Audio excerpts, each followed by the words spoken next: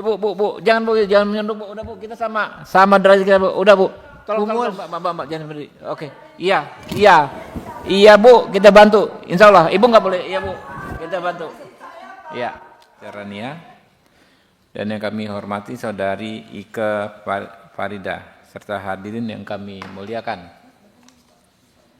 Pertama-tama kita panjatkan puji syukur kepada Tuhan Yang Maha Esa Allah Subhanahu wa taala karena atas perkenannya kita bisa hadir di acara hari ini, yaitu rapat Panja Panitia Kerja Penegakan Hukum, ya, Panja Penegakan Hukum Komisi 3 tentang mafia tanah, ya. Teman-teman, hari ini kita jadwalnya adalah menyerap aspirasi secara resmi, ya, untuk nanti kita tindak lanjuti. Karena itu kita untuk memulainya tidak memerlukan quorum, ya. Nah, saya mohon disepakati ini rapatnya terbuka untuk umum. Kami menyampaikan terima kasih kepada yang terhormat anggota Panja, kemudian pemilik rumah susun, Pluit Seaview, pemilik penghuni Satuan Rumah Susun Mediterania dan Saudara Ike Farida atas kehadirannya dalam RDPU pada hari ini. Perkenankan kami menyampaikan agenda rapat hari ini, yaitu yang pertama penyampaian aspirasi dan masukan, lalu kemudian ada tanya jawab atau diskusi, lalu penutup.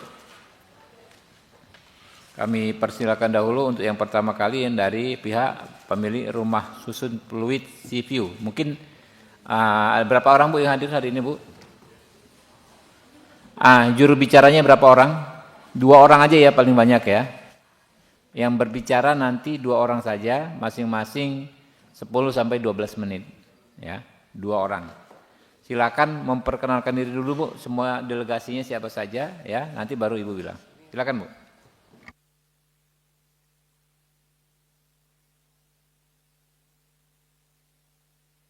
Saja ya Pak. Saya duduk saja nggak apa-apa ya. Selamat siang Bapak Ibu Dewan yang terhormat. Terima kasih atas kesempatan saya untuk diundang RTP. Saya mengucap syukur kepada Tuhan Yang Maha Kuasa atas kesempatan ini, dan kepada Bapak-Bapak Dewan saya ucapkan terima kasih atas kesempatan yang diberikan kepada saya. Saya mulai saja untuk presentasi ya Pak. Baik.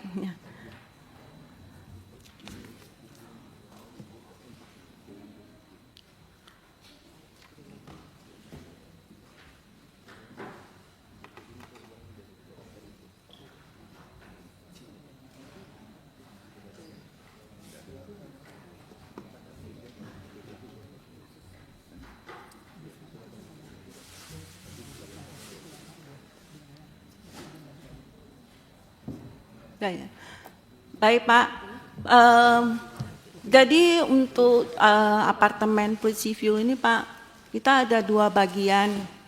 Yang bagian pertama adalah 3 orang pemilik yang mengalami perampasan hak konsumen atas unit apartemen dan uangnya ratusan juta itu dihanguskan. Nah, nanti di bagian kedua saya akan presentasi untuk teman-teman saya yang hadir di sini, di mana mereka itu sudah lunas selama 12 tahun, tapi tidak mendapatkan haknya atas unit apartemen. Baik, saya berikut. Lanjut.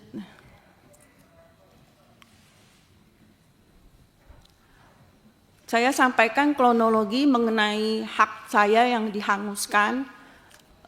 Jadi saya gini Pak, saya permulaan membeli unit apartemen itu karena saya butuh tempat tinggal. Saya selama ini belum ada tempat tinggal. Ya ini harusnya menjadi rumah pertama saya gitu. Dan uang saya waktu itu hanya ada 200 juta Pak. Makanya saya membeli apartemen itu dengan membayar DP sebesar 200 juta. Jadi DP 30% ini saya bayarkan ke developer Pak.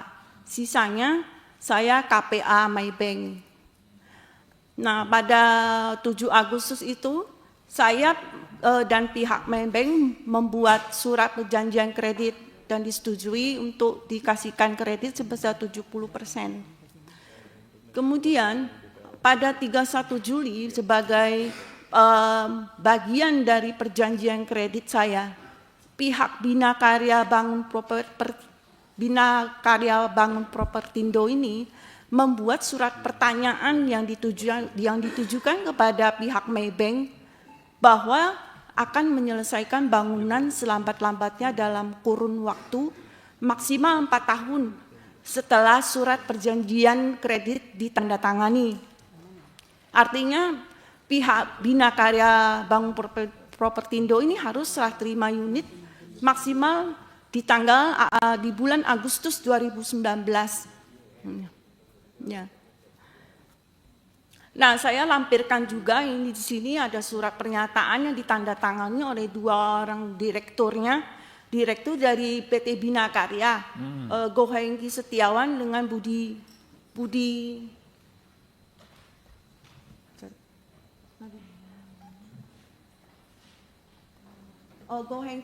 Gohengki Setiawan dengan Budianto Halim. Lanjut.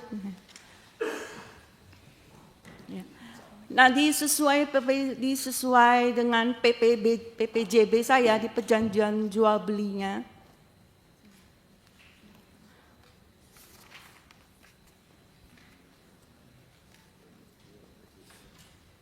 Next.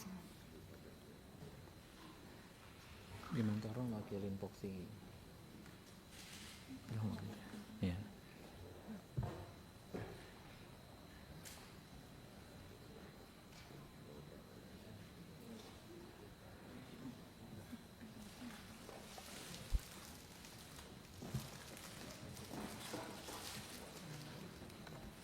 Mohon maaf Pak, ini juga ada internetnya. Internetnya nggak connect.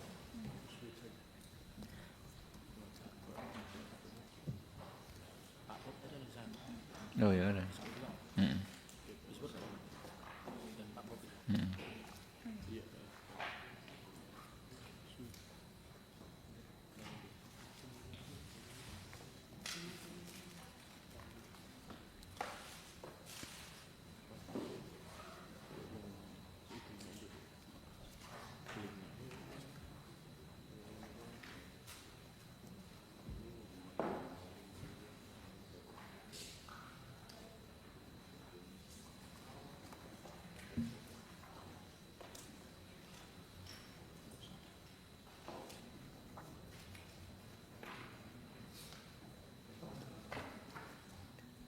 Next ya.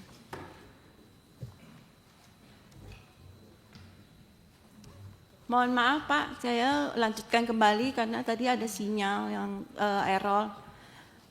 Kemudian saya sampaikan kronologi berikut dan sesuai dengan perjanjian jual beli saya, seharusnya serah terima unit itu di Maret 2016, tetapi mengalami gagal serah terima.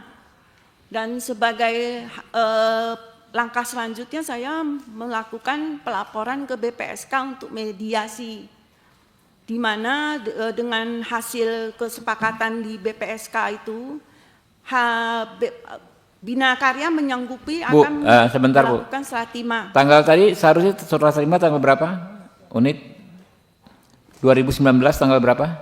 Di yang mana Pak? Ya harusnya Ibu serah terima unit tanggal berapa? Maret 2016 Pak. 2016. Bukannya 2019 ya? Bukan Pak, itu di PPJB saya Maret 2016. Oke. Perjanjian jual beli. Oke, perjanjian jual belinya. Iya Pak. Tapi serah terimanya harusnya segitu, gitu. Iya Pak, 2016 Pak. Bukan dong. PPJB-nya Maret 2016. Iya. Serah terimanya seharusnya tanggal berapa? Jadwalnya. Tanggalnya Pak, tanggal persisnya mereka nggak sebutkan. Oke. Jadi mereka bulan berapa saat itu? Ya, tetapi Maret. saat itu ketika jadwal serah terima belum ada, unitnya belum siap. Iya, unitnya belum siap Pak. Jadi yang keadaannya bagaimana di situasi di lokasinya saat itu? Terbelangkai Pak. Waktu Terbengkalai? Itu, terbengkalai. Belum ada pembangunan sama sekali? Ada pembangunan. Oke. Tapi alasannya Bina Karya itu selalu bilang masih tahap finishing. Oh, Finishing terus sampai sekarang juga alasannya finishing. yang Ibu lihat kasat mata waktu itu seperti apa situasinya di lapangannya? Di site-nya? Situasinya nggak memungkinkan untuk serah terima. Nggak memungkinkan. Nggak memungkinkan Pak, karena Ya. instalasi listrik yang terutama itu belum ada. Belum ada. Oke, Belum oke, ada. lanjut terus Ibu ke BPSK. Oke. Ya, Oke, kemudian saya BPSK ke putusannya. BPSK Hah? dan di mediasi Bina Karya menyanggupi saya untuk serah terima Januari 2019. 2019 Iya, Pak. belum serah terima juga. Belum juga Pak. Oke, Ini saya lampirkan juga hasil sidang dari BPSK-nya BPSK, Pak. oke lah kita percaya Oke, udah next. ada ya Iya, putusan Pak. BPSK bahwa dia menyanggupi untuk selesai 2019. Belum Januari. juga 2019. Belum juga Pak. Oke, lalu apa? Langkah saya selanjutnya karena kesepakatannya tidak dipenuhi, maka saya mengajukan gugatan wan prestasi. Pak Rudi sini aja, Pak. Ini aja, 3. Saya mengajukan gugatan ke Pengadilan Negeri, Oke. gugatan wan prestasi ke PN Jakarta Utara pada Maret 2019, Pak. Oke. Ya. Hasilnya Di mana PT Bina Karya ini juga dan Maybank itu saya jadikan pihak tergugat. iya. Karena berdasarkan surat yang terdahulu yang di dalam merupakan bagian dari perjanjian kredit, dia menyanggupi saya untuk serah terima di Agustus 2019.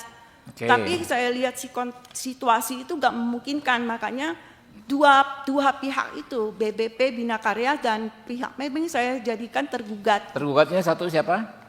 Maybank Pak, yang Maybank. Terus Tepat. Bina Karya, dua-duanya Ibu gugat. sama Oke. gugat, karena itu adalah Maybank adalah tempat saya untuk mengajukan KPA Oke. kredit. Iya. Terus? Saya mengajukan karena dia tidak melaksanakan pengawasan itu. Iya. Berdasarkan surat pernyataan harusnya Agustus itu saya sudah harus serah terima, Iya. tapi tidak ada Oke. kejelasan dan saya lihat situasi tidak memungkinkan, Pak. Oke, Ya. lanjut. Kemudian di dalam sidang pengadilan kita melalui tahap pertama yaitu tahap mediasi, Pak. Nah, pada sidang mediasi di PN Jakarta Utara ini, Bina Karya mengakui adanya keterlambatan serah terima dan menjanjikan akan serah terima pada Juli 2020. Oke. Jadi dia kembali menjanjikan Janji lagi. Namun saya menolak karena saya perlu tempat tinggal pada saat itu.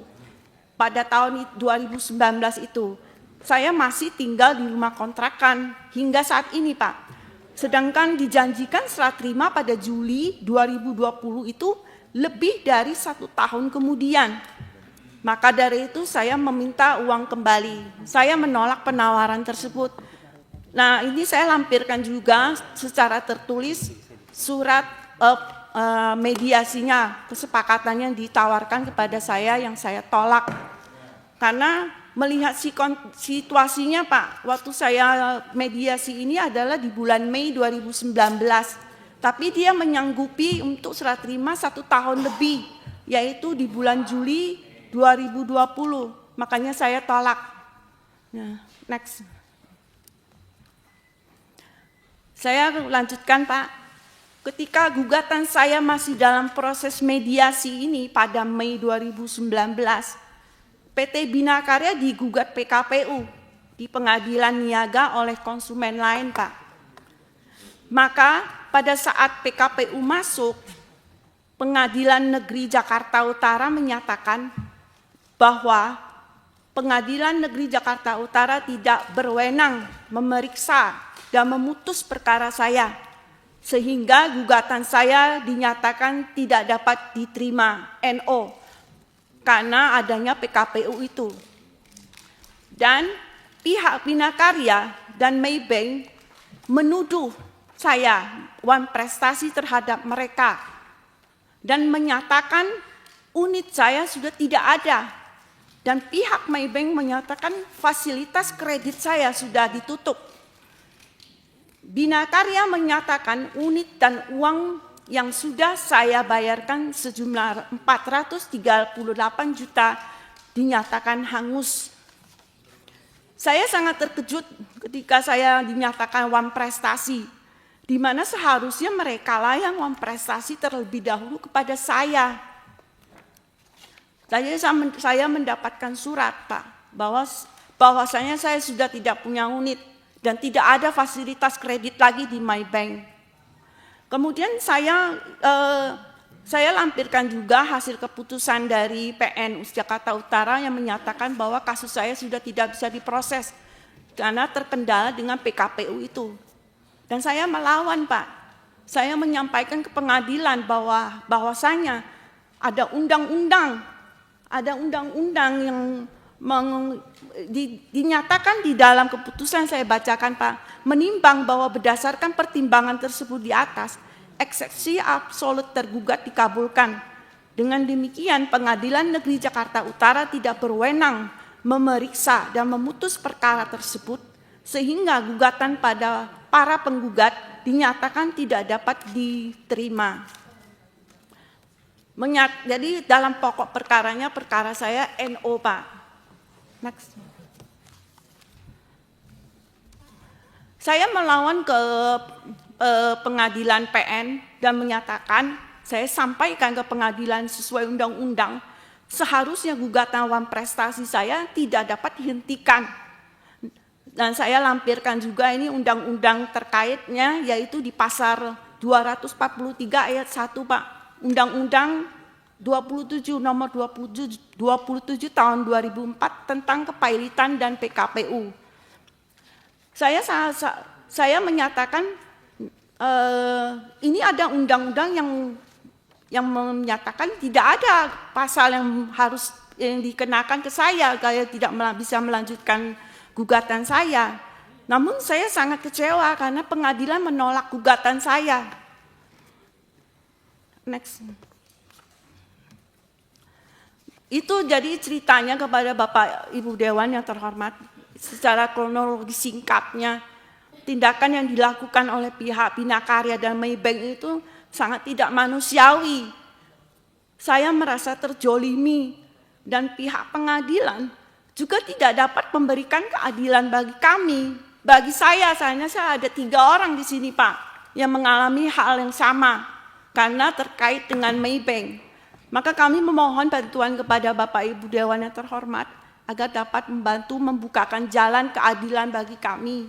Kami memohon bantuan dan dukungan agar uang kami dikembalikan, Pak. Ya, Bu, saya mau nanya, selain Ibu ada berapa lagi konsumen di situ, Bu, yang dirugikan seperti Ibu? Ada 3 orang, Pak. Cuma 3 orang, kan itu kan satu tower mestinya. Yang saya tahu sini yang dihanguskan 3 orang, Pak. Dan ini teman-teman saya yang lain itu adalah orang yang sudah lunas, tapi tidak mendapatkan unit. Iya, makanya itu berapa unit yang dijual di situ? Kalau untuk Tower Ibiza itu ada 600 unit, Pak. 600 unit, ya kan? Ya. Sampai saat ini kan towernya belum ada nggak? Towernya ada, Pak. Towernya sudah ada, sudah bisa dipergunakan. Tidak bisa digunakan. Nggak bisa digunakan sampai saat ini. Iya. Itu ini 2025 nih tahun sekarang nih ya. Iya. Belum bisa digunakan. Belum bisa, Pak. Nggak bisa dihuni. Tidak bisa dihuni, Tidak Pak. bisa. Ya. Berarti kan ada ratusan orang lain yang dirugikan dong. Betul sekali. Benar nggak? Betul. Ada organisasinya nggak, Bu? Nah, para korban ini. Kita ada cuma satu grup yang berisi korban-korban. Grup apa? Grup WA gitu? Betul, Pak. Berapa WA. orang?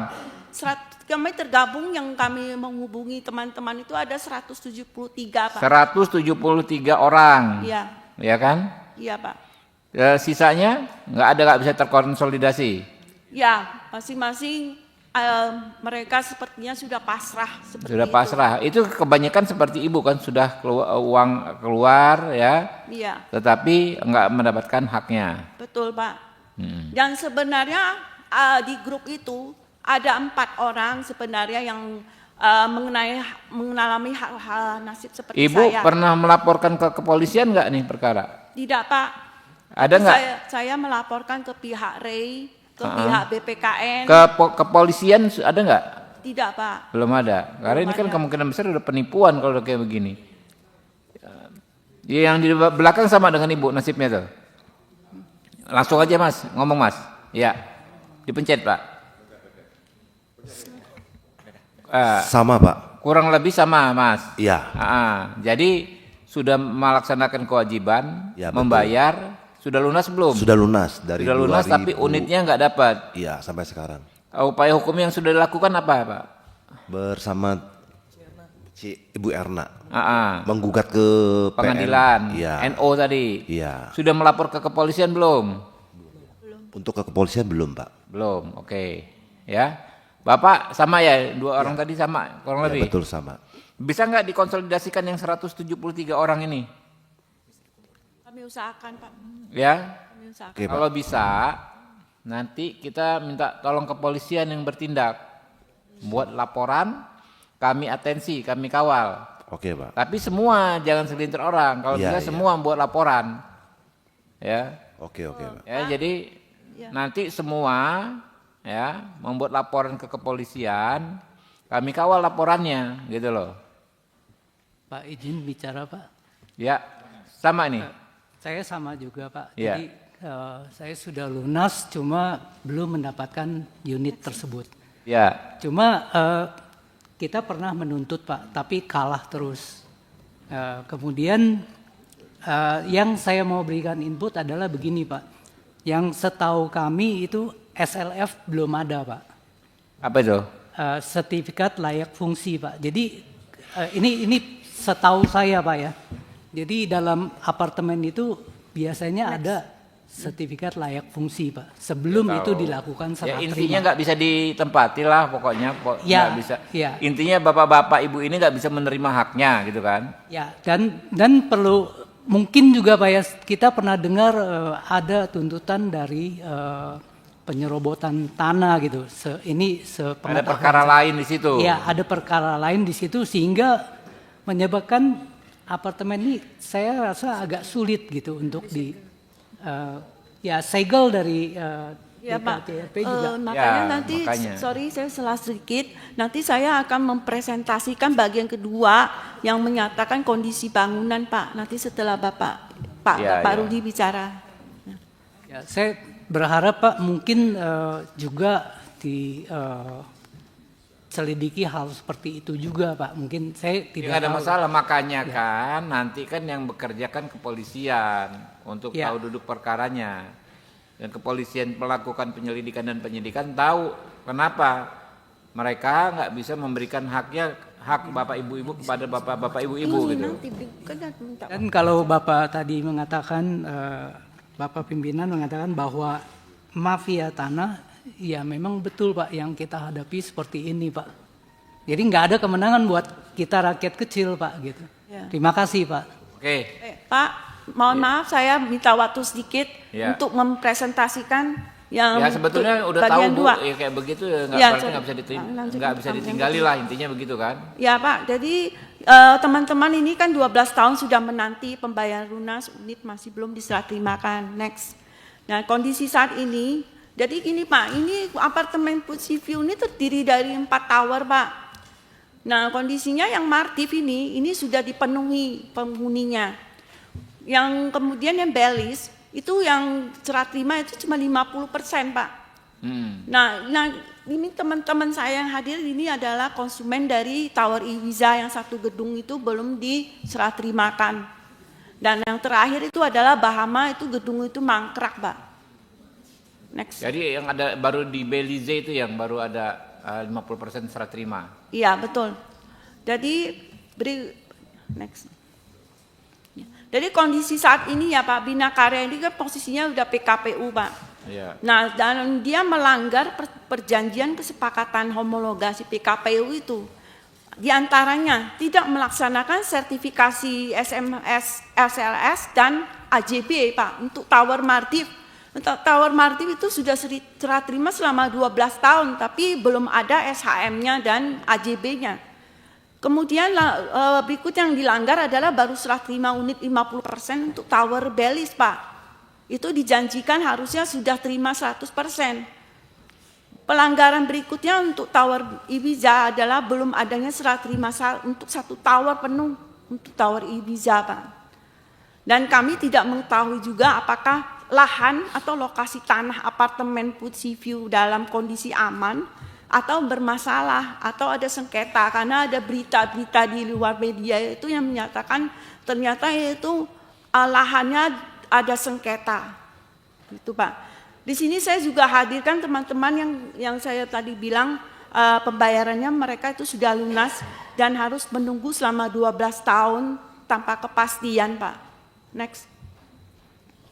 Nah, kondisi gedung ini Pak, sekarang disegel Pak dari pihak DCK TRP, Dinas Cipta Karya, Tata Ruang dan Pertanahan. Di situ kita lihat di gedung Ibiza itu dipasangin line kuning itu, kemudian di badan gedung itu ada bangunan tertulis bangunan ini disegel. Apa itu konteksnya, apa disegel itu? Konteksnya ditulis melanggar Undang-Undang Nomor 6 Tahun 2023, melanggar PP Nomor 16 Tahun 2021, kemudian melanggar PP Nomor 21 Tahun 2021. Ya, melanggarnya apa melanggarnya itu loh? Itu pelanggarannya Pak. Enggak, melanggarnya apa? Apa? Kenapa disebut melanggar itu? Pasal apa? Kami ada menanyakan kepada pihak DCK TRP melalui situs Jaki atau CRM. Dan informasi yang kami dapatkan hanya bahwa bangunan tersebut belum ada SLF, surat layak fungsi. Itu saja informasi yang kami dapatkan, itu Pak. Itu akhirnya kenapa disegel ya? Iya. Dan saya sampaikan di sini juga, Pak, untuk Martif yang 12 tahun sudah terima, jadi developer ini terkesannya menghalangi terbentuknya P3 SRS. Sehingga belum terbentuk P3 SRS hingga saat ini. Di mana itu 12 tahun gedung itu sudah dihuni penghuninya tapi masih dikuasai oleh developer sampai saat ini. Dan di sini saya mendapatkan informasi dari Dinas CKTRP, Pak. Ini saya lampirkan di sini bahwa itu Bina Karya menyampaikan surat kepada pihak DCKTRP bahwa tidak akan ada penyerahan unit untuk Ibiza selama surat layak fungsi itu tidak diusahakan oleh Bina Karya. Jadi Bina Karya menyatakan hal seperti itu kepada DCKTRP, Pak. Next. Jadi kondisi saat ini, Pak, untuk Tower Martif itu pernah kejadian roboh bangunannya di Selasar Tower Martif, Pak. Pada tanggal 29 September 2024. Kira-kira 5 bulan yang lalu, Pak. Kondisinya seperti ini, Pak. Roboh. Kemungkinan, Pak, ini karena tidak ada surat layak fungsi. Karena bangunannya itu tidak memenuhi standar keamanan untuk para penghuni. Makanya kejadian ini terjadi pada tanggal 29 September. Bangunan Selasar di Tower Martif roboh. Next. Jadi kondisi saat ini, waktu terjadi roboh itu, perbaikannya hanya diganjal dengan satu tiang listrik, Pak. Diganjal satu buah tiang besi. Kemudian pada 25 Januari kita melihat perbaikan dilanjutkan dengan penambahan gimsum saja. Jadi selama terjadinya mulai September 2024 hingga kini itu terkesan bahwa perbaikan itu cuma seadanya saja, Pak. Nah, ini yang memungkinkan karena ada pelanggaran SLF karena bangunannya itu sangat berbahaya, tidak lulus uji, Pak, SLF. Next. Nah, ini saya sampaikan kalimat saya terakhir, Pak. Bagi teman-teman yang sudah bayar ini secara lunas, saya juga berharap agar mereka ini uangnya sudah dibayarkan bisa dikembalikan, Pak. Dikarenakan Bina Karya berulang kali ingkar janji terkait serah terima unit, sehingga tidak ada lagi kepercayaan terhadap Bina Karya. Kami sudah menunggu terlalu lama. Kondisi gedung tersegel ini membuat kami hilang harapan terhadap Tower Ibiza. Akhir kata saya mengucapkan terima kasih Bapak Ibu Dewan. Ya. Oke, terima kasih. Ada satu lagi dari tempat ini, si Fluid. Silakan, masih ada? Tambahan. Oke ya, udah ya. Kalau gitu ke yang ini nih, yang Marina Residence, Mediterania Marina Residence. Silakan Pak. Berapa orang Pak ini Pak? 6. Yang bicara 2 aja ya. Oke. Ya, dititipkan ke yang bicara. Yuk. Terima kasih Bapak Pimpinan.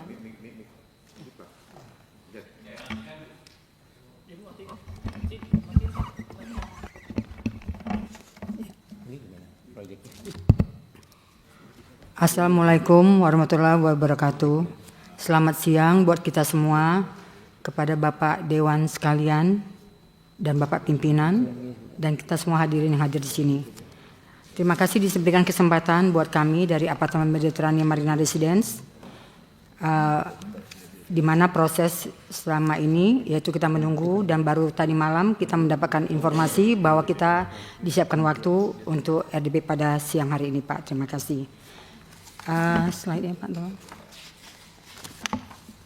Saya memulai dari histori pengangkatan saya sebagai anggota pengawas dan ketua saya Pak Yuskam Nur, mantan Polri, Purnawirawan Maijen Yuskam Nur yang sudah almarhum, di mana kami diangkat melalui SK 203 Pak, SK DPRKP tahun 2020. Itu clean and clear. Kami mendapatkan SK tersebut yaitu dengan syarat tidak ada tunggakan, bayar PBB dan hal yang lainnya semua. Jadi itu yang diajukan oleh Panmus daripada MMR ke DPRKP dan dikeluarkanlah SK tersebut. Kami sebagai pengawas khususnya 2 orang, yang diangkat adalah 3 orang, ketua pengawas dan saya anggota, sekretaris agak berlainan tugasnya. Nah, jadi saya dan Pak Yuskam itu menjalankan tugas dan fungsinya sesuai aturan Pergub dan ADART MMR. Di mana kami banyak menemukan kesalahan-kesalahan yang dilakukan oleh Edi Bangsawan sebagai sekretaris. Di dalam proses awal kami bekerja, suatu awal COVID itu baik-baik saja, fine-fine saja, tapi namun tiba-tiba Bapak Ketua Bonar Simangunsong itu dilengsarkan oleh Sekretaris Edi Bangsawan tanpa diajak rapat kami sebagai pengawas. Sehingga keluarlah SK 491 yang dikeluarkan oleh DPRKP tahun 2021.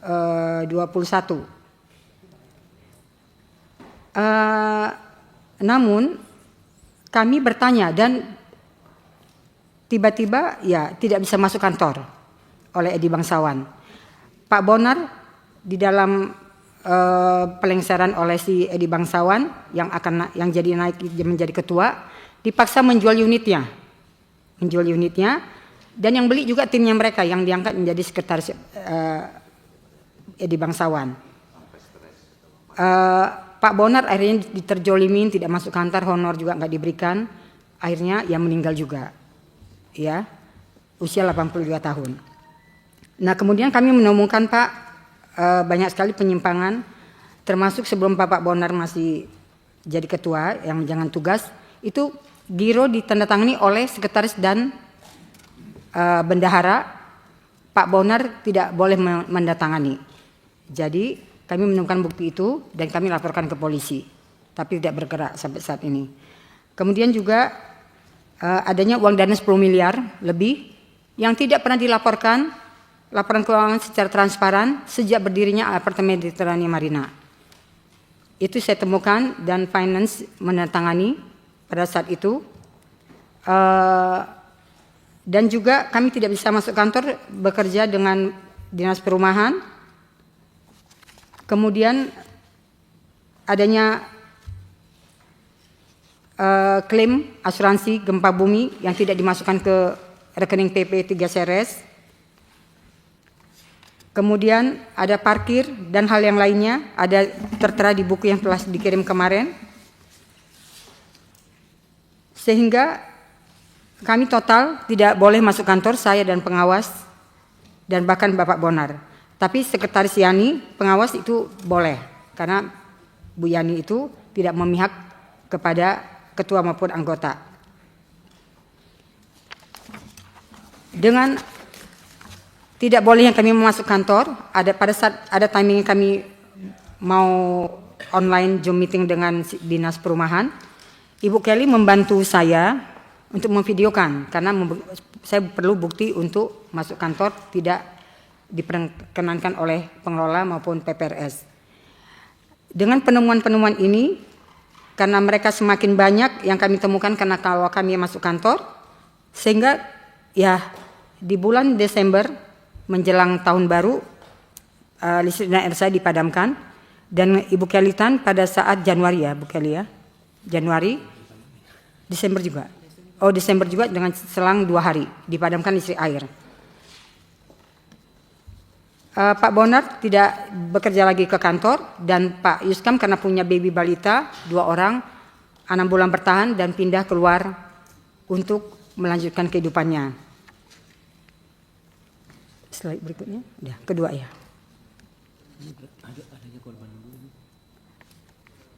Korban siapa? Ya. Saat pemadaman listrik tersebut, kebetulan Ibu Kelly punya suami yang lagi sakit cuci darah. Namanya cuci darah Pak kan perlu udara yang baik. Sementara mati listrik, air dan jatuh di kamar mandi, termasuk suami saya juga stroke, jatuh di kamar mandi.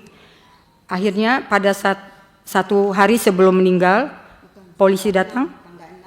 Tanggal 11 bulan. Iya. 1 hari sebelum Jatuh di kamar mandi. Suami saya jatuh di kamar mandi. Tanggal 6 bulan 3 bulan 22 suami saya meninggal. Sudah belum meninggal kan, jatuh kamar mandi saya nggak tahu. Akhirnya saya bawa dia ke rumah sakit. Ke rumah sakit rupanya dicek katanya pembuluh darahnya udah pecah. Saya sampai ngadu ke ketua, saya bilang Pak tolonglah suami saya lagi sakit, saya bilang saya butuh oksigen, saya bilang kayak gitu. Polisi datang, 1 polisi pun nggak ada bantuin saya Pak, coba bayangin. 8 orang polisi, suami saya bilang kamu kasih dia duit aja, mana tahu dia mau bantu hidupin nyalakan listrik dan air. Polisi 1 pun nggak datang, kasih dia 500.000. Suami saya bilang kok 500.000, 8 orang mereka mana mau, saya bilang kayak gitu. Saya minta Angga tolong nyalain listrik saya bilang Pak polisi itu 1 pun nggak ada yang mau Pak, kejam banget saya sangat membutuhkan oksigen suami saya Pak. Sampai sekarang saya nyalain listrik air pun sampai sekarang belum, anak saya sampai nggak bisa belajar, anak saya ulangannya pun sampai mundur dan dia peringkat ke 10 punya sekarang jadi 20, jadi saya ngungsi sekarang. Ada bukti-buktinya saya ada nih Pak semuanya, saya dieksekusi. Ini suami saya pulang, berani dia ya cabut meteran saya, ini rampok loh Pak, saya pulang dari rumah sakit, saya dirampok ini, meteran saya dicuri, langsung dieksekusi saya. Nggak ada bilang sepatah kata pun nggak ada Pak, terlalu kejam Pak, benar, saya nggak bohong. Saya lanjut Pak. Ya, jadi begitulah tragisnya saudara EB yang melengsarkan Pak Bonar, kemudian juga Ibu Kelly dan saya dipadamkan listrik air, sehingga EB memerintah kepala staf pengelola PPRS untuk tidak memberikan data apapun. Jadi ketua pengawas dan saya menyurati ketua P3SRS agar memberikan data aset segala macam untuk aset apartemen Mediterania Marina. Namun seorang Edi Bangsol memerintahkan jangan memberikan apapun kepada siapapun. Nah sejak itu di bulan Oktober 2021 kami tidak bisa lagi bekerja memasuki kantor. Tapi kami selalu bersurat-surat kepada DPRKP yang tidak pernah diindahkan, kepada DPRD, kepada Ombudsman, kepada lapor polisian. Ada total berapa Pak? Ada 15 LP kita, ya. Termasuk pemadaman listrik ya, pemadaman listrik juga kita laporkan meter air dicuri dari tempat meter air di samping unit apartemen kita. Nah itu semua bergerak tidak bisa lanjut tapi bergerak di tempat saja. Untuk itu pelaku dan pengelola Memer merekayasa bahwa pengawas P3SRS Memer mempunyai hutang IPL. Nah itu alasan mereka Pak memadamkan listrik air kami. Padahal kami duduk menjadi ketua maupun anggota pengawas clean and clear, tidak punya hutang, itu ada tersurat ke DPRKP. Nah kalaupun memang mau dianggap punya hutang, ya semua bongkar gitu loh. Semua bongkar, mereka juga ya jangan didiamkan, semua pengawas maupun pengurus. Kemudian juga kita punya honor, Pak Ketua Pengawas kalau nggak salah 20 bulan tidak diberikan, ada 100 lebih. Saya juga demikian 20 bulan tidak diberikan. Kalau dianggap pun punya hutang IPL itu bisa membayar. Ini tidak. Jadi kami diputuskan list TR kami dengan tanpa kompromi musyawarah sebagai slogan Pancasila kita. Jadi langsung blast mati listrik air, kita nggak bisa ngapa-ngapain. Kami mau supaya bertemu kepada si Edi Bangsawan ini, dia selalu menjauh. Semua warga yang mau pengen ketemu dia tidak pernah bisa. Sampai detik ini sudah 3 tahun lebih, kami dipadamkan, demikian juga Tower A dari Kondotel. DPRD sudah juga dengan lurah, dengan camat juga datang. Iya, DPRD, lurah, Pak Camat juga datang ke kantor pengelola, tidak diberi masuk oleh si pengelola. Namanya tamu kan harus duduk Pak ya, ini tidak diberikan, di luar nggak boleh, karena katanya harus ada janji, tidak boleh masuk, termasuk ombudsman juga. Nah kemudian sampai saat ini kami juga ke kantor Kapolsek ya Pak ya, Kapolsek sampai Polres, oke. Kapolsek Pak Happy. Kapolsek Pak Happy memberikan solusi kepada kami, udah Ibu stop aja. Saya pun yang bayar IPL Ibu dan Ibu berdua, maksudnya saya dan Kelly, setelah 1 hari meninggal suami Ibu Kelly. Mau dibayarkan 3 bulan cicilan. Selanjutnya ibu dan anak ibu yang bayar ya. Pak maaf, saya bilang, saya nggak punya hutang Pak. Kalau Bapak punya uang lebih silakan bayar. Bapak berikan ke orang lain. Saya tidak punya hutang. Itu direkayasa. Saya ada bill pembayaran setelah saya pengawas tidak ada hutang dan itu saya bayar semua. Kalaupun saya nggak punya hutang, saya punya honor. Itu masih lebih honor saya untuk dikembalikan. Demikian Pak. Jadi Pak Happy prihatin kepada kami, tapi ya itulah jalan yang diberikan, kami tidak mau terima. Ibu udah tua, capek Bu ke polisi dan yang lain-lainnya. Ibu bertahun-tahun nanti udah dibaca oleh Pak Happy, Kapolsek Pademangan. Nah kami lanjut sampai sekarang Pak, sampai teman kami Bapak Yuskam Nur dipanggil oleh Tuhan, ya yang dengan meninggalkan balita 2 orang tanpa istri, Irjen Polisi Purnawirawan yang tidak bisa berbuat apa-apa. Ibu Mulyati, Ibu Kelly, kalau saya nanti di kantor pengelola itu melakukan sesuatu, saya yang dilaporkan ke polisi. Dia bilang nggak bisa.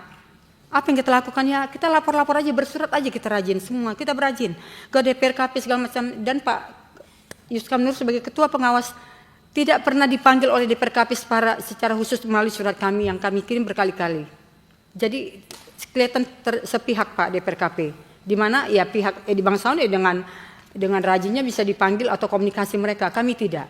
Polsek kayaknya nggak datang 3 kali. Ya, nah jadi itulah yang kami alami, bahwa percuma dinas ada DPRKP yang tujuannya adalah menjalankan tugas dan fungsinya sebagai pengawas dan pembina di P3RS semua apartemen di DKI ini, tapi kok rasa-rasanya nggak ada artinya ada dinas perumahan ini di Jakarta ini gitu. Yang mendingan kita masing-masing punya aturan main aja kayak di hutan masing-masing di apartemen ini, nggak perlu, karena bukan apartemen Marina aja ya, Seaview, Tamrin City dan lain-lainnya. Bahkan sampai saat ini kami mau membentuk RTJ dilarang, ada surat kepada lurah, jangan bentuk RT, buat aja 26 April 2026. Dan sekarang akhirnya kami bersurat, lagi berjalan Pak panitia musyawarahnya. Nah selanjutnya yang tadi, akhirnya saya Pak Yuskam selesai periode SK 203 maupun 491, terbentuklah Panmus, boleh Pak slide Pak, yang Panmus kita ini, terbentuklah Panmus untuk pemilihan periode selanjutnya. Yang maksudnya itu. Ya digunakanlah KTP yang seharusnya tidak, harusnya KTP Marina tapi tidak KTP Marina, ya dipalsukan Pak. Kemudian prasyarat pergub adalah harus tinggal di Marina, ternyata tidak tinggal Marina. Kita sudah cek rumahnya di BSD, kita sudah rekam melalui Pak RT yang di sana. Oh Bapak, oke, Odang Ketua Panmus memang sudah tinggal sini lebih 5 tahun. Itu ada rekamannya. Udah dilaporkan polisi, tidak juga bergerak. Nah, kemudian kami yang sebagai tinggal di Marina yang punya KTP, tinggal bertahun-tahun sejak berdiri, tidak dikeluarkan surat keterangan domisili oleh si Uli sebagai manajer pengelola dan ketua dan Pak Lurah Rusmin Ancol, sehingga kami laporkan polisi Pak. Itu lagi jalan di Polda ya, di Polda. Namun ya didiamkan aja, tapi itu hot pasal karena sudah benar bahwa ada kesalahan ya, penyelewengan ya, pemalsuan data.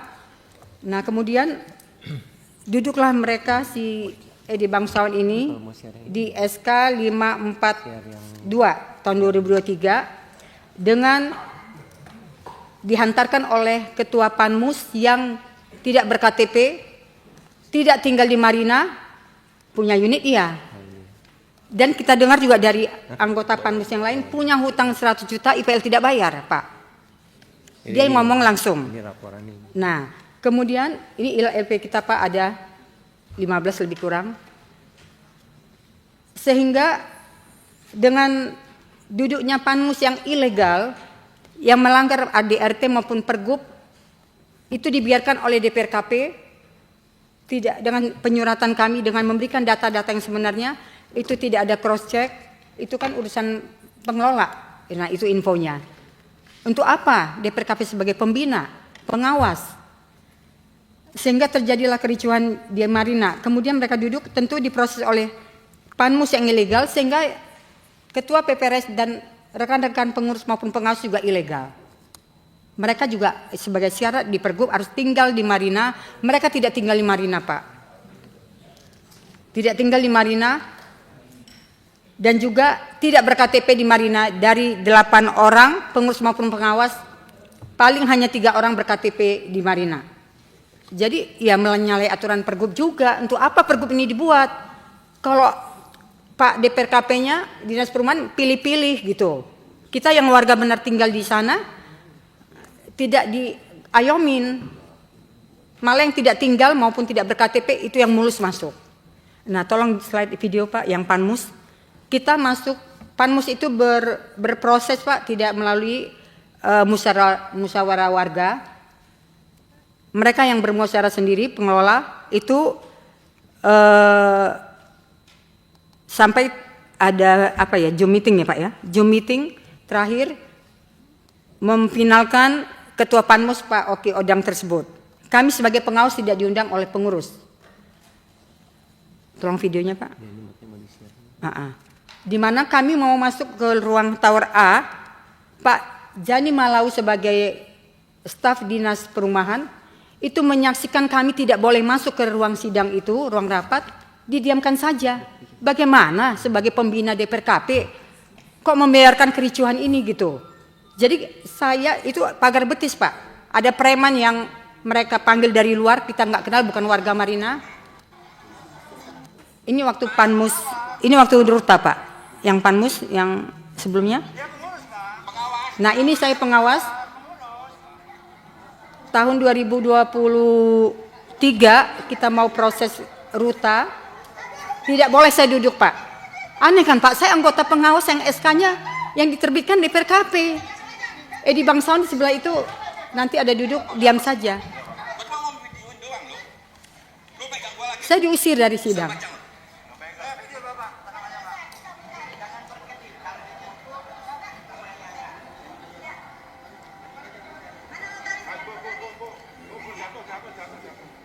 Bapak saya perkarain kalau begitu ya. Iya, Bapak kamu jawab.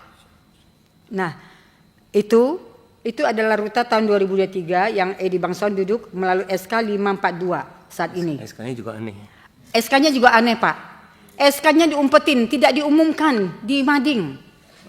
Sampai detik ini. Sementara di mau lengser tahun 2026 awal. Tidak dipajang. Jadi Waktu ngelengserin Pak Bonar pun aneh. iya. Ini kasih ini. Nah, ada videonya lagi Pak, tolong. Ya, jadi itu, ya. Ya. Baik Pak, jadi demikian sampai saat ini dengan SK 542 yang lagi duduk di Edi Bangsawan sebagai Ketua DP3 Series Apartemen Mediterania Marina, ya ilegal karena penghantarnya juga Panmus ilegal dengan data-data yang KTP yang dipalsukan, tidak tinggal di Marina sebagai pasal Pergub penghantar untuk anggota maupun calon pengurus maupun pengawas yang duduk. Jadi saya rasa Boleh izin Pak? Izin. Jadi gini Pak, Ibu Kelly termasuk saya pun gitu Pak, udah berusaha melalui jalur yang menurut prosedur gitu Pak ya. Kalau Bapak lihat mulai dari Polsek, kalau saya mulai melapor ke pengawas lapor ke DPRKP, berurut gitu Pak. Sampai kita udah wali kota, gubernur, DPRKP, itu hampir semua titik kita jalanin ya kan.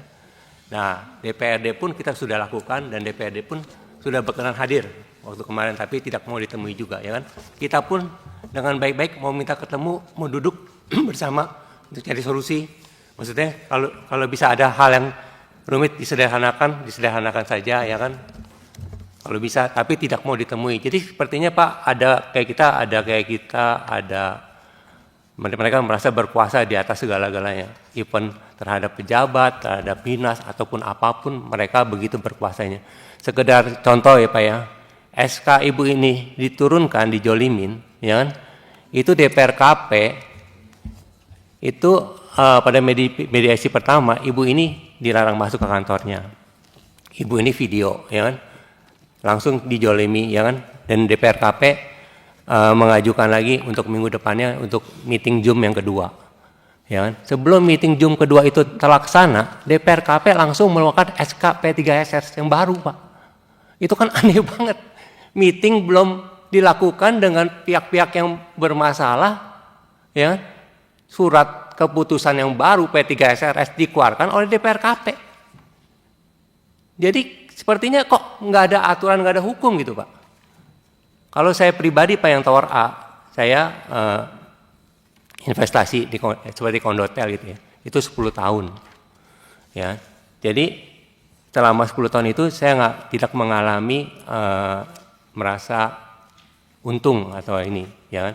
Jadi sesuai perjanjian 10 tahun berakhir, saya berhak memutuskan perjanjian. Mau dijadikan lagi unit sebagai apartemen biasa atau terus sebagai Kondotel. Nah, dalam perjanjian itu udah ada kepastian hukum Pak, bahwa ini bisa tidak dilanjutkan. Tapi mereka memaksa dengan powernya. Ya Pak, intinya kan sama Pak dengan yang Ibu sampaikan. Kalau mengulang Pak, kasihan yang lain nggak kebagian waktu Pak. Ya betul. Silakan. Ya, tanggapan dulu nih dari Pak. Ya, selamat siang Pak, Ibu. Saya Francisca, saya juga warga apartemen Mediterania Marina Residence. Saya akan sedikit menambahkan apa yang disampaikan oleh Ibu Mulyati berdasarkan peraturan gubernur nomor 70 tahun 2021 bahwa sesungguhnya di dalam rapat itu ada 2 jenis rapat, yaitu rapat umum tahunan, yang kedua adalah rapat umum luar biasa. Pergub ini tidak pernah dijalankan. Yang dimaksud Ibu Mulyati adalah dasar hukumnya adalah dalam pasal 14 bahwa rapat umum tahunan itu harusnya diadakan 1 tahun sekali, dan pada kenyataannya kami tidak pernah diundang untuk melakukan rapat umum secara tahunan. Padahal rapat umum tahunan itu isinya itu adalah pengurus harus memberi laporan pertanggungjawaban mengenai keuangan selama tahun buku yang lalu, juga memberi laporan keuangan tahun buku yang diaudit oleh akuntan publik.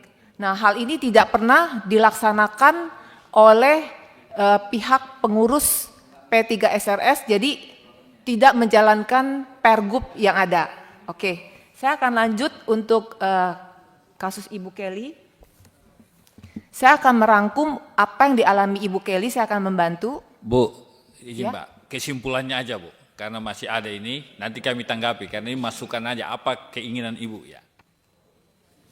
Keinginannya, kalau dari keinginan kami adalah pergub itu kan sudah dibuat demikian bagus, dan kami mau pergub itu dijalankan sebagaimana harusnya, dan DPRKP itu harus mengikuti aturan yang ada, berjalan secara fair. Jadi jangan seolah-olah pergubnya udah bagus tetapi tidak dilaksanakan gitu. Kami kan bisa membaca, mengakses informasi apapun yang ada di negara kita gitu. Seperti itu Pak.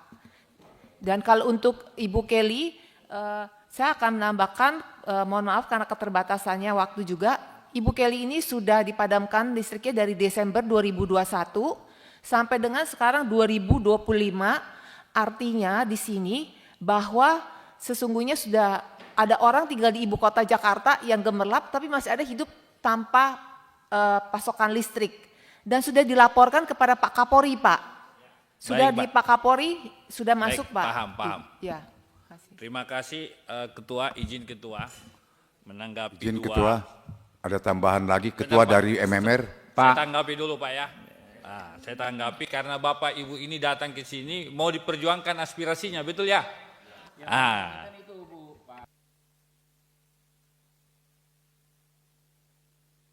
Iya, karena itu kan kami mau ngomong juga boleh nggak gitu menanggapi membantu Bapak Ibu. Kalau enggak kita mau membantu bagaimana kami mau membantu Bu? Ya. Baik, terima kasih Ketua. Mohon izin Ketua karena saya pas jam 2 ada rapat lagi Ketua di fraksi. Yang pertama soal pemilik rumah susun Fluid Sea View ya. Saya menangkap ini memang penyakit di rata-rata perusahaan rumah susun atau apartemen. Dalam proses membangun dia sudah jual. Pada saat dia membangun tidak lanjut karena dipakai PKPU kan misalkan, digugat PKPU pilot, tidak apa utangnya apa dan segala macam. Akhirnya mangkrak. Ini fenomena. Nah, saya menyarankan Ketua dari dua aspirasi ini, yang pertama ini saya melihat memang perlu dilapor polisi, Pak. Betul kata Pak Ketua Komisi kami, ini sudah ada tindak pidananya sebenarnya. Kami bermitra dengan polisi, ketika dilapor polisi kami bisa mengawal di situ, Bu. Ya, kalau saya lihat membaca ini apalagi sudah pada lunas ini. Ada yang sudah lunas kan tapi tidak menanggapi, uang Bapak hangus kira-kira begitu. Tentu harus diminta pertanggungjawabannya terhadap pengelola apartemen ini. Yang kedua, kalau saya melihat ini Ketua pimpinan sengketa pengurus lah, ya kan? Diangkat jadi pengurus, malah pengurusnya bukan orang yang tinggal di apartemen begitu. Nah, ini sudah tidak sesuai dengan pergub dan sebagainya. Nah, sekalipun ini menjadi domain pemerintah daerah provinsi DKI Jakarta, tetapi apabila ada kerugian, saya menyarankan supaya tidak menggunakan hak keperdataan, Pak. Kalau hak perdataan kita lakukan, pasti panjang, Pak. Paling bagus memang kalau ada laporan polisinya, Pak. Tadi sudah dilapor di Polda, malah ada 15 LP. Pertanyaannya 15 LP ini ditindaklanjuti atau tidak? Kan tidak kan? Nah, ini yang menurut saya perlu kita kawal. Tapi Bu, Bapak Ibu diterima hari ini di Komisi 3 itu karena kami sangat aspiratif, Pak. Mau mendengar masukan, keluhan, aspirasi, kerugian karena Bapak Ibu adalah korban, begitu ya? Korban. Korban oleh siapa? Pengembang, ya, pemilik dan sebagainya. Saya kira itu catatan saya. Kalau saya boleh menyarankan Pak Ketua, kita sarankan supaya LP lapor polisi yang sudah ada LP-nya nanti kita kawal. Tentu saja masih ada rapat lanjutannya. Tentu kami mau mendengar versi pengembang seperti apa. Kira-kira itu masukan pimpinan. Terima kasih Ketua. Assalamualaikum warahmatullahi wabarakatuh. Pak, saya minta orangnya ini kebal hukum. Katanya kamu lapor aja polisi, saya nggak takut. Nih, pakai mobil TNI palsu, Edi Bangsawan. Ya dilaporkan aja Bu. Udah lapor, tapi dia keluar. Iya dilaporkan nanti kami kawal Bu. Terus mau gimana dong? Kalau nggak percaya sama kami juga gimana? Masa datang ke sini nggak percaya sama kami gitu loh? Percaya nggak mau kita tindak lanjut, mau kita kawal? Kalau nggak ya udah nggak kita kawal gitu loh. Mau ya. Pak. Iya makanya kita juga hadir di sini mengundang Bapak Ibu kan mendengar aspirasi lalu kami mau memperjuangkan. Ya, oke. Lanjut masih ada lagi nih Bu. Izin Ketua. Belum Pak, nanti Izin Pak. Ketua. Nanti dulu Pak. Oke, terima kasih.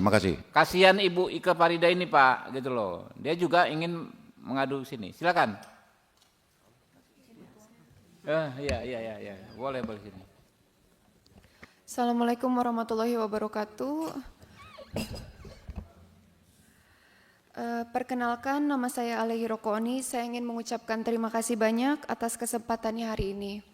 Saya hari ini datang ke sini selaku putri dari Ike Farida. Hari ini saya ditemani oleh ayah saya, suami dari Ike Farida, dan juga Mbak Putri yang merupakan saksi dari benar-benar kriminalisasi terhadap mama saya. Saya juga hari ini ditemani oleh Mbak Ica dan Mbak Nabilah juga yang turut membantu jalannya pemaparan saya hari ini. Saya akan mulai dengan memaparkan kasusnya dulu dan kronologinya, dan mungkin akan dilanjutkan oleh ayah saya dan Mbak Putri. Insya Allah akan kurang dari 15 menit. Terima kasih banyak. Saya mulai.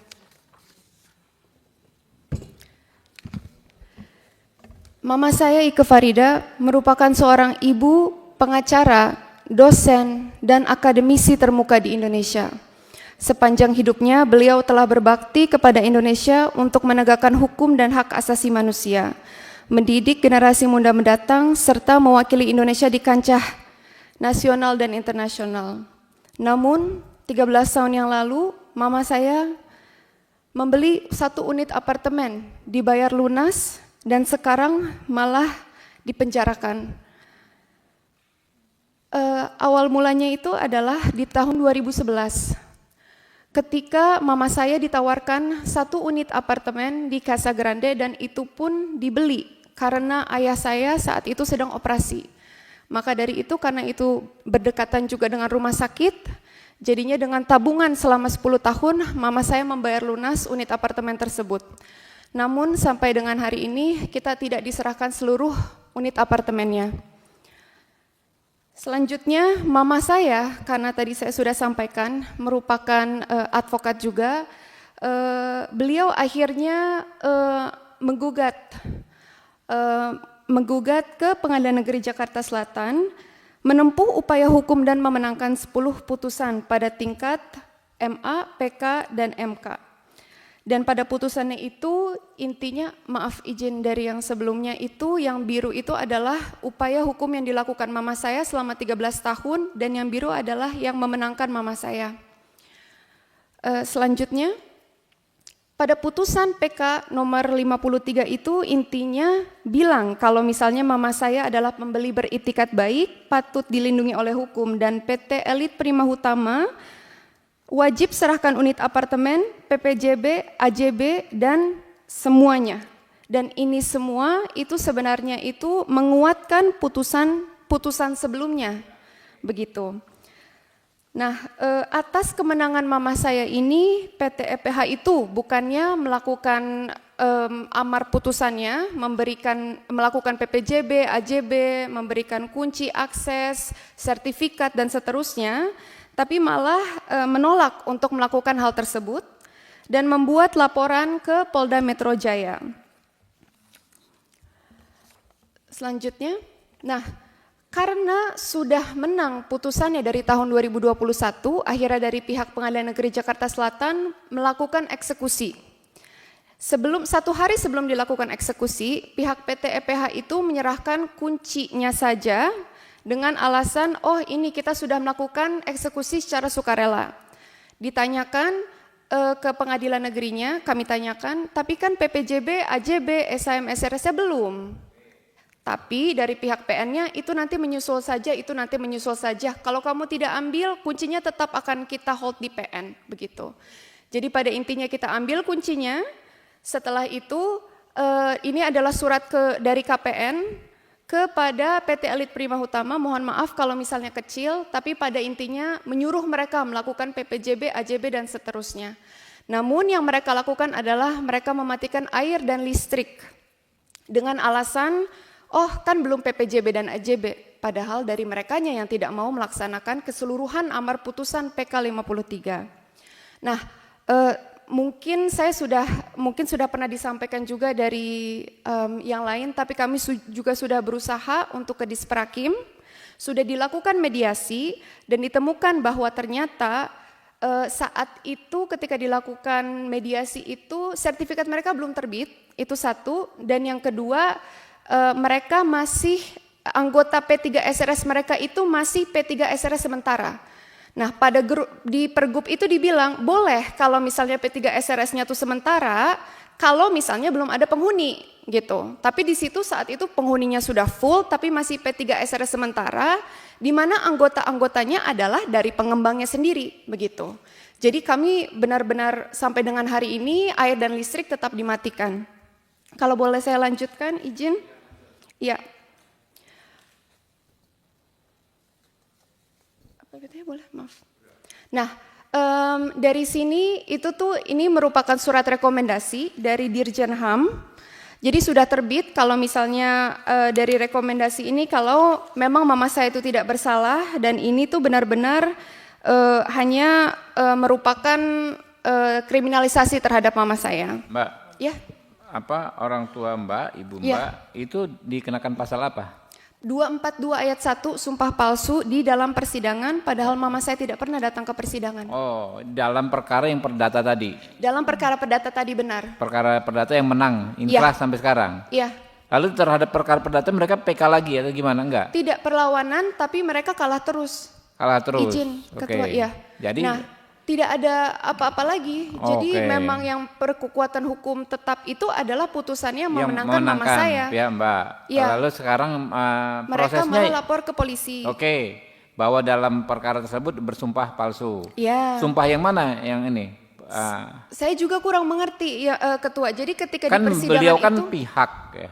benar, Orang tua Anda kan pihak kan, bukan ahli, bukan saksi kan ya. benar, Pihak. benar, Nah itu dianggap palsu, padahal sudah dibenarkan oleh pengadilan perdata bahwa benar.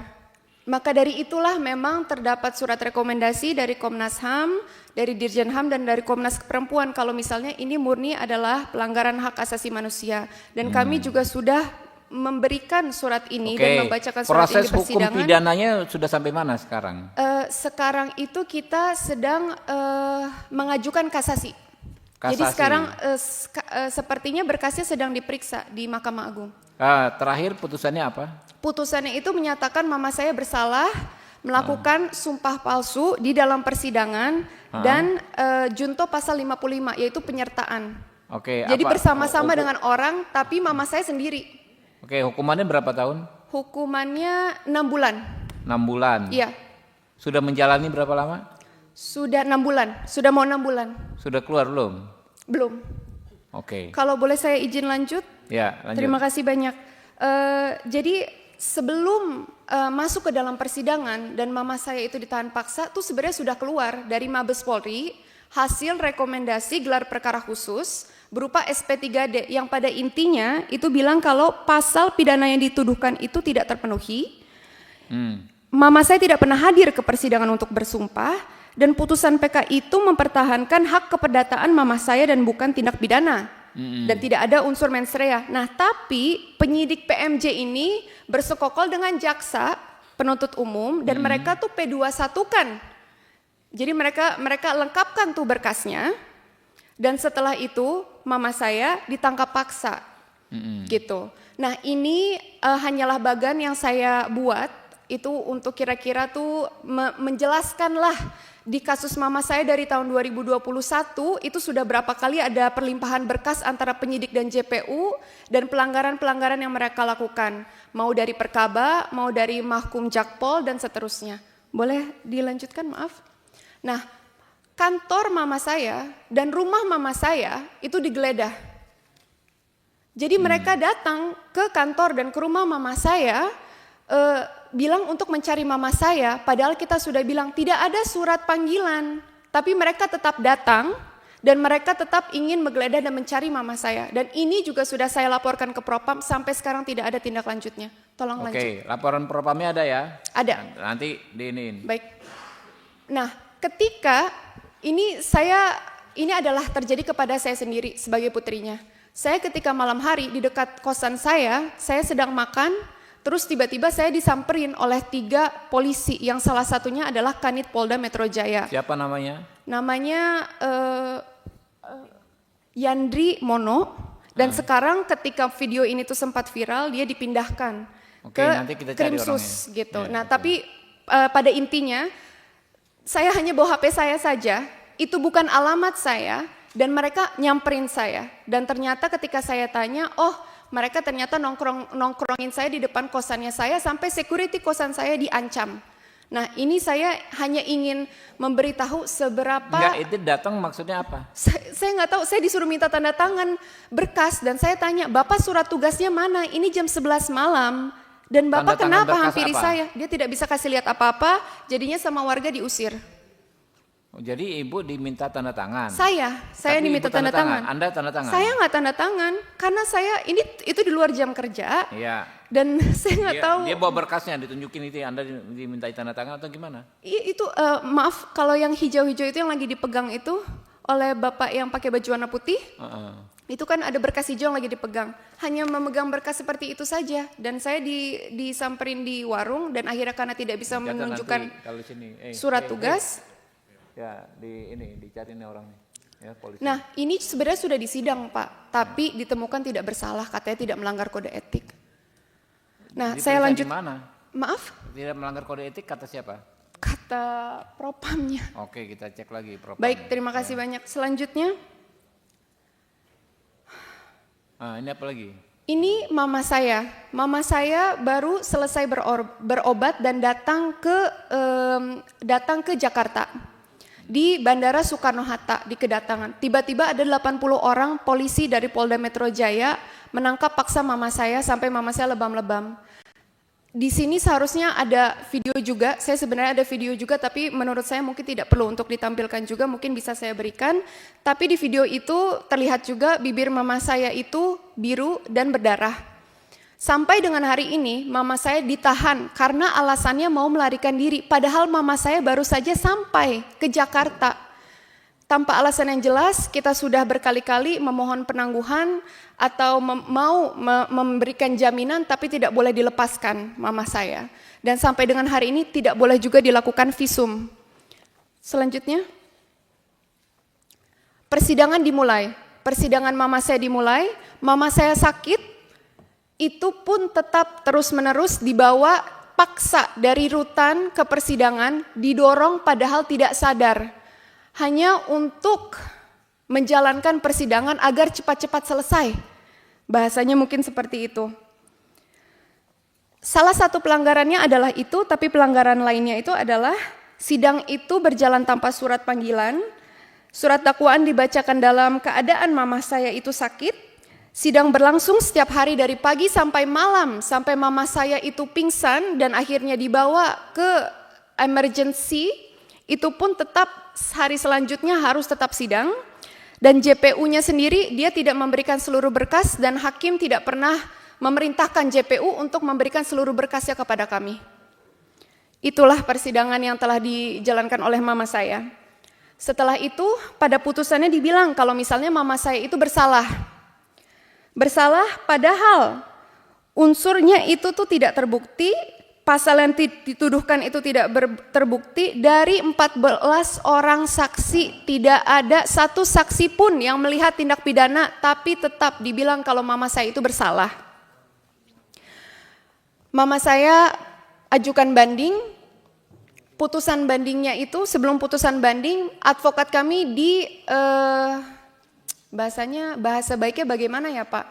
Di approach oleh Hakim Pengadilan Tinggi dan dimintakan sejumlah gratifikasi.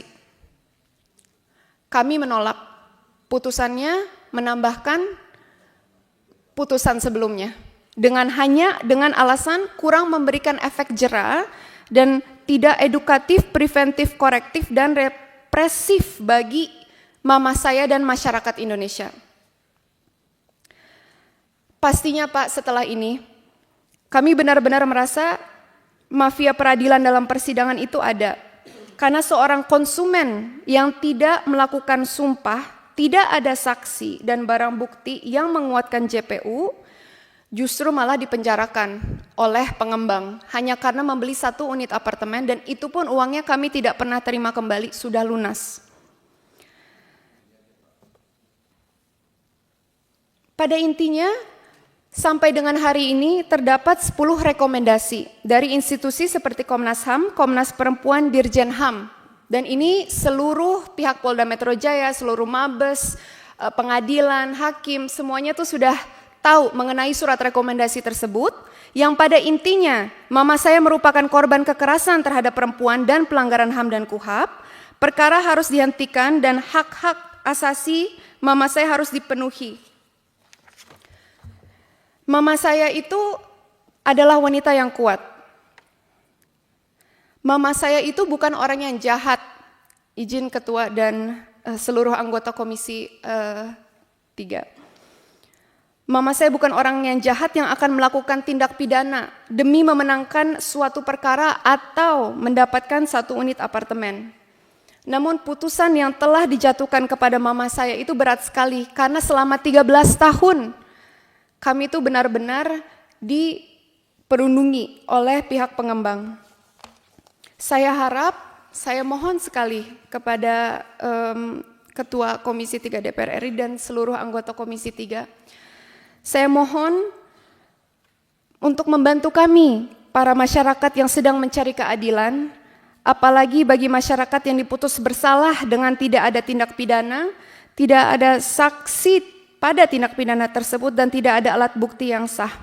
Semoga Bapak dan Ibu sehat selalu, dan saya berikan mic-nya kepada ayah saya sedikit. Ayah saya WNA Jepang.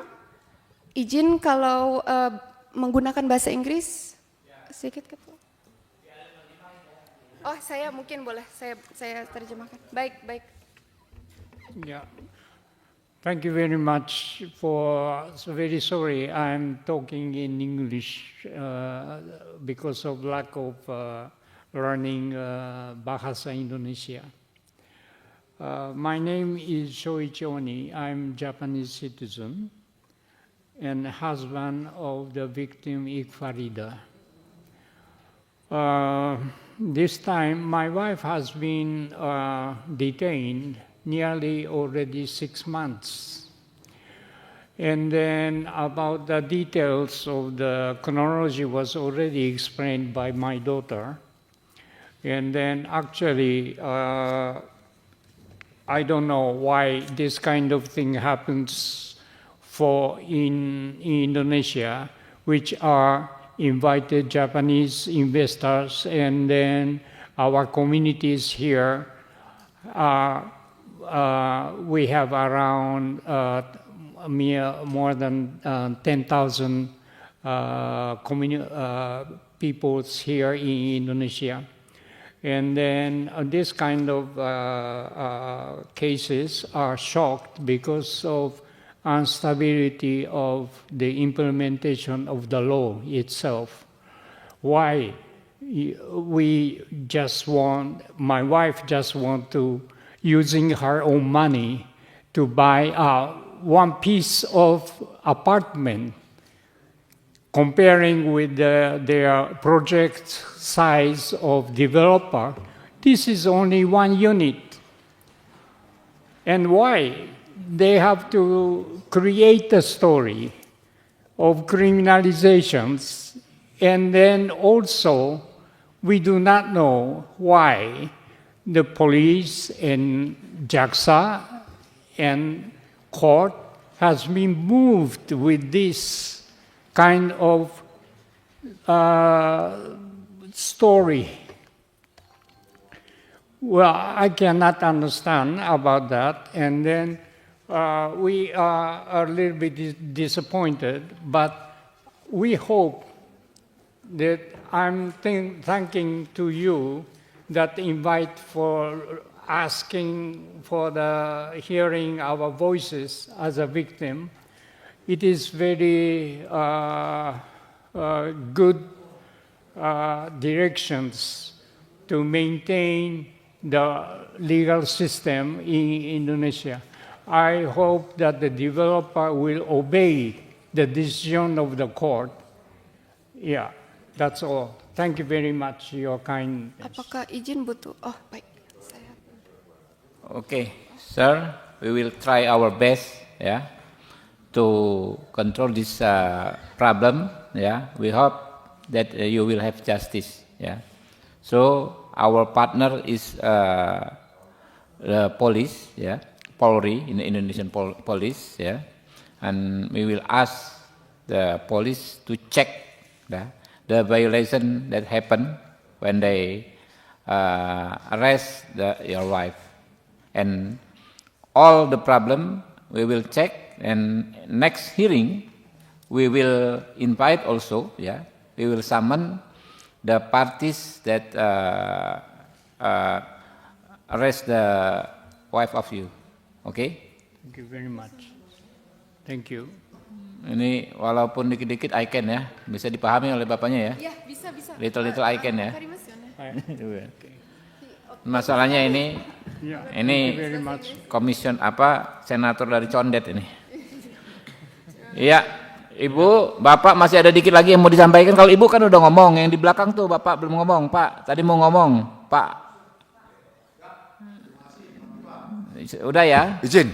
Ada sedikit lagi Pak Ketua. Iya, boleh. Saya dari MMR Marina Ancol, Pak Ketua. Ya. Saya kayaknya udah 4 tahun ke Komisi 3 ini Pak Ketua. Ya. Zaman Marzuki Ali. Waduh. Ya. Itu Zaman Ketua Pak Marzuki Ali. Hampir 80 sedikit Pak tahun. Ketua saya sampaikan. Kebetulan saya punya Kesatuan Aksi Perhimpunan Penghuni Rumah Susun Indonesia, KAPRI namanya. Sampai saat ini begitu-begitu aja lah oligarki ini, pengembang-pengembang ini Pak Ketua. Kurang ajar, maaf Pak Ketua. Itulah saking seperti Ibu Mulyati, Ibu Kelly, walah sadisnya bukan main Pak Ketua. Sampai saat ini Pak Ketua dimatiin listriknya, airnya tidak ada. Dan sahabat saya Chandra meninggal. Nah itulah Pak Ketua, tolong Pak Ketua, itulah yang kami harapkan dari pertemuan kita hari ini. Tolong supaya dikoreksi pengembang-pengembang ini Pak Ketua. Dan memang itulah kerjaannya, memeras kita. Itu ajalah. Terima kasih Pak Ketua. Assalamualaikum warahmatullahi wabarakatuh. Yang mulia, saya mohon sekali lagi boleh Ya, teman Bu. saya ngomong ya.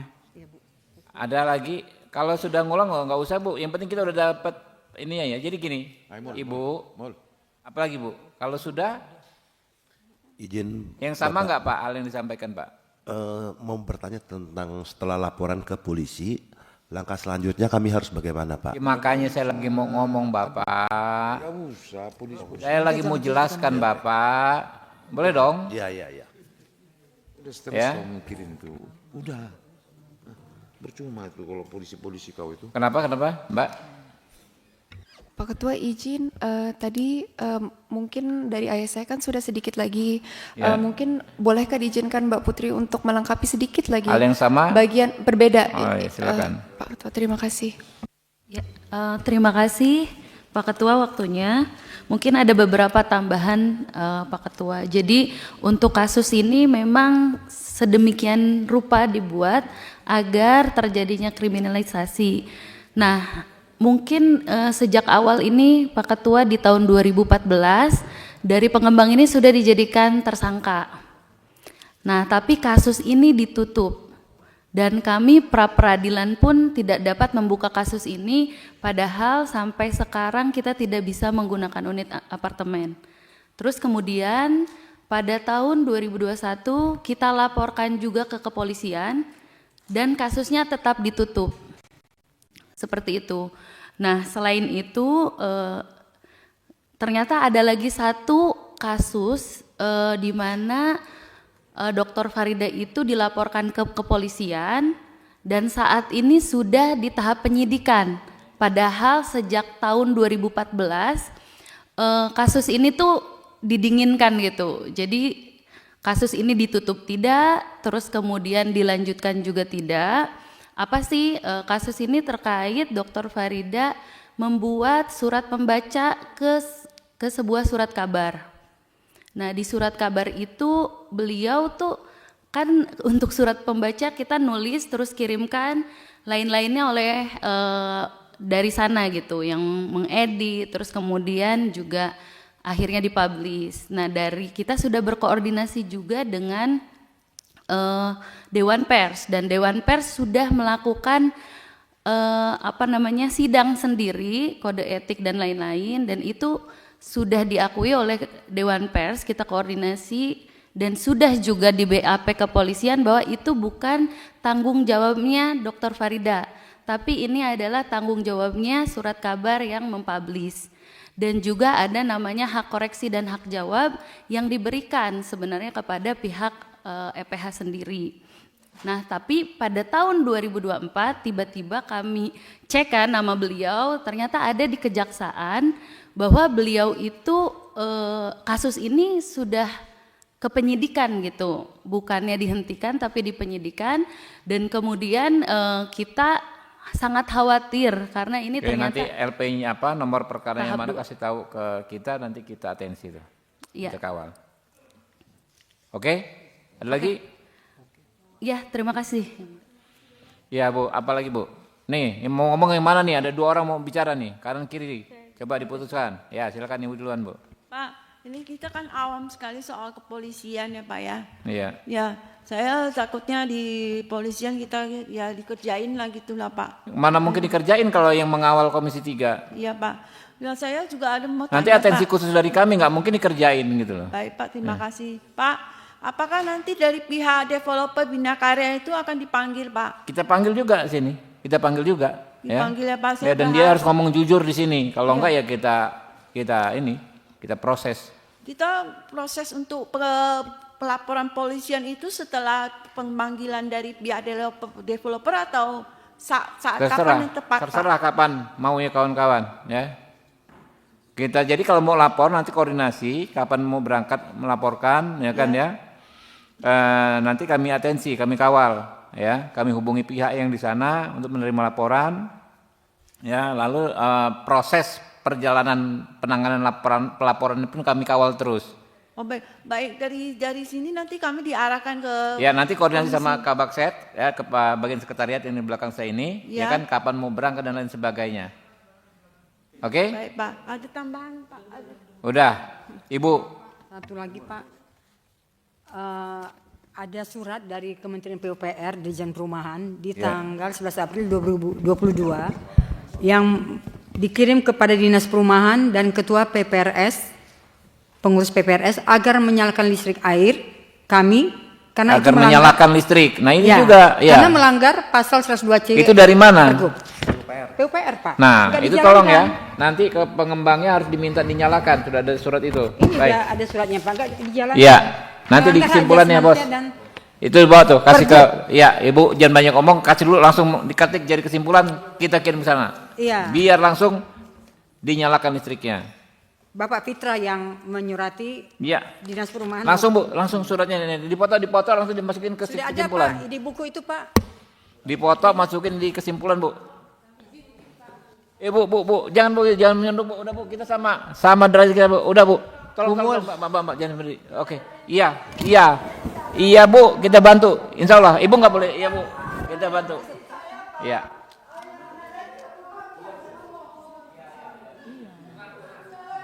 Kita bantu. Iya, kita bantu. Bapak, uang saya yang hangus, tolong Pak, saya udah 6 tahun kontrak Pak, tolong Pak. Iya. Saya nggak bisa. Makanya itu kan sudah ada kontrak, suratnya, Pak. Bu. Langsung jadikan kesimpulan agar listriknya Pak, dinyalakan. Iya. Tolong petugas kesehatan, kasihan Ibu itu dibantu. Petugas kesehatan. Pak, saya juga tolong Pak, saya sampai mau gila Pak. Iya. Karena uang saya Iya, Bu. hangus Pak. Iya Bu. Saya salah Makanya apa gitu, Pak? lapor polisi, nanti polisinya kita kawal pelaporan di polisinya. Ya Bu ya. Kalau lapor polisi nanti kita kawal supaya kerugian Ibu nanti bisa dipulihkan. Saya di pengadilan aja saya minta keadilan, hal ini yang saya dapatkan Pak. Betul Bu. Makanya tadi nanti dengan bapak-bapak yang di belakang itu kan kita lapor polisi, kita kawal. Ini memang benar-benar keterlaluan ini, ketidakadilannya benar-benar. Kami dorong-dorong air Pak di apartemen. Iya. Ya, Pak, kayak Ibu Farida ini air listrik yang dipakai Pak sebagai alat. Iya. Kita juga kasihan sekali ya. Iya, aneh Pak.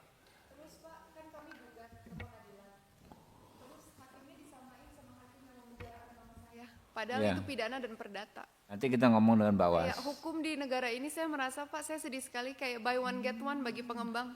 Iya betul. Sedih sekali saya. Nanti kita panggil Bu, Bapak. kita adili pengembangnya di sini Bu. Baik, Tenang Pak, aja. terima kasih banyak. Ya begitulah Pak Ketua, ini pengembang-pengembang yang kurang beres ini. Oke Pak, satu-satu Pak. Oke ya. Terima kasih banyak Bapak. Kesimpulannya, draft kesimpulan. Yang itu harus nyalain tuh, kalau enggak kita panggil ke sini. Pengembangnya siapa sih itu? PT apa tadi? Pengembang kita Agung Podomoro, Pak. Agung Podomoro. Full baca ul.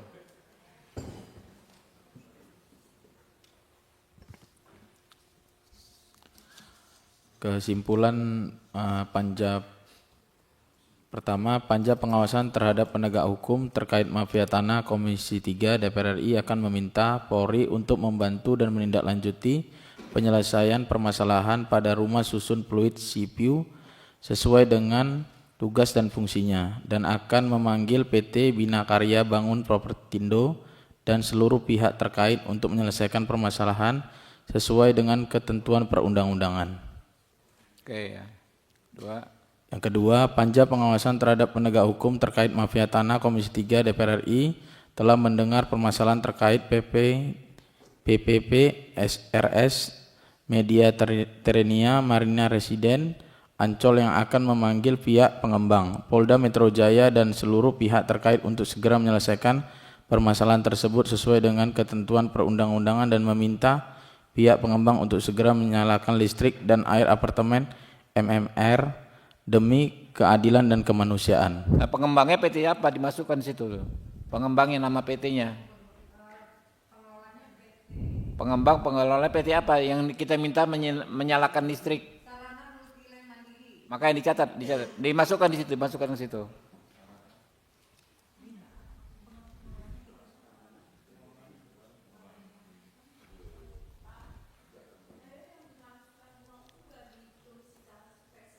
Ya nanti dulu Bu, kita panggil dulu Bu, kita panggil semua, maka Ibu buat laporan polisi, dari situ baru bisa ya.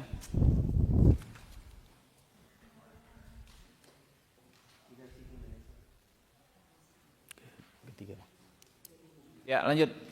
Ketiga, panja pengawas terhadap penegak hukum terkait mafia tanah Komisi 3 DPR RI meminta Badan Pengawas Mahkamah Agung, Komisi Yudisial, Kejaksaan dan Propam Polda Metro Jaya untuk melakukan evaluasi dan penanganan terhadap dugaan pelanggaran hukum dan kode etik terkait penanganan perkara Saudari Ike Farida dalam perkara nomor 611 PIDB 2024 PN JKT Sel dan seluruh perkara terkait sesuai ketentuan perundang-undangan. Pimpinan Komisi 3 Ketua Dr. Habibur Rahman. Ya jadi ini Bu, ya kesimpulan sementara dulu. Baik. Ya sambil terus kita koordinasi ya, kita kawal. Nah yang A nih, yang pertama Ibu lapor polisi kapan nanti di ini. Ada lawyernya kan, ada tim kuasa hukumnya kan. Kalau nggak ada kita bisa bantu ini, apa namanya. Kalau nggak ada kita bantu nanti. Iya, dari pihak kami belum ada lawyer, Pak. Kalau nggak ada nanti kami carikan ya yang menjadi kuasa hukumnya membuat laporan polisi. Lalu kita kontrol. Kalau yang ini, yang apa Marina, ya kan sudah ada laporan polisinya. Ya, tinggal kita kontrol dan yang paling urgent itu kan soal air. Kita minta dinyalakan ke PT itu. Kalau nggak kita panggil dia, ya kita panggil. Yang Bu Ike Farida. Maaf Pak, pengelolanya PT Prima Buana Internusa. Coba, makanya kan di itu. Pengelola PT Prima Buana. Apa dua-duanya dicantumkan aja dan garis miring atau. Developer PT Sarana Mutulen Mandiri. Dan pengelolanya. Itu ya. Dan. Pengelola adalah PT Prima Buana Internusa atau PBI. Prima Buana Internusa. PBI. Izin Pak Ketua, apakah boleh juga PT Elit Prima Hutama juga Internusa dipanggil karena Ya, mereka akan juga dipanggil, mematikan ya, akan. air dan listrik dan tidak menaati Putusan pengadilan. Oke. Dan juga ingin mengkriminalisasi mama saya kembali Oke. lagi begitu untuk kedua Nah, kalau kalinya. soal kriminalisasinya kan itu sudah. Baik. Nanti kan kita panggil semua. Tapi Baik. kan yang soal dia tidak melaksanakan putusan kita panggil aja nggak apa-apa. Baik. Masukkan saja. Kita Terima kasih minta banyak. kepada PT itu untuk melaksanakan putusan pengadilan, Mbak. Baik. Sekretariat. Izin, apakah saya ada Ya, tulisan? Baik, boleh, saya silakan. izin ke situ sebentar. Pak Ketua, untuk yang kriminalisasi kedua itu Mabes Polri. Itu gampang, saya telepon aja, tenang aja, udah. Nggak perlu dimasukin di kesimpulan itu. Kita kawal. Kalau kesimpulan ini nggak bisa apa teknis Mbak sebetulnya. Makanya nanti kita tinggal, ini kan sudah kita atensi, pasti semua hal terkait kami atensi Mbak. Tinggal nanti komunikasi saja kan bisa lewat, ada Pak Sensi juga, Pak Sensi yang selama menjembatani ya. Ya nanti kita komunikasi dengan pihak Mabes. Baik, terima kasih banyak. Terima kasih. Oke ya, ini kesimpulannya ya teman-teman ya, kita sepakati ya. Kita tutup. Pak, mohon Pak, satu lagi, Ketua Pengurus P3 Serse juga dipanggil. Iya, kita akan panggilkan pihak-pihak terkait ya. Oke, kasih. Dari pihak Maybank Kan itu pihak sebagai terkait Bu, pelakunya. makanya itu pihak terkait, nanti kita panggil semua ya seluruhnya. Terima kasih Pak. Oke? Terima kasih. Billahi taufiq wal hidayah. Wassalamualaikum warahmatullahi wabarakatuh. Waalaikumsalam warahmatullahi wabarakatuh. Terima kasih banyak Bapak.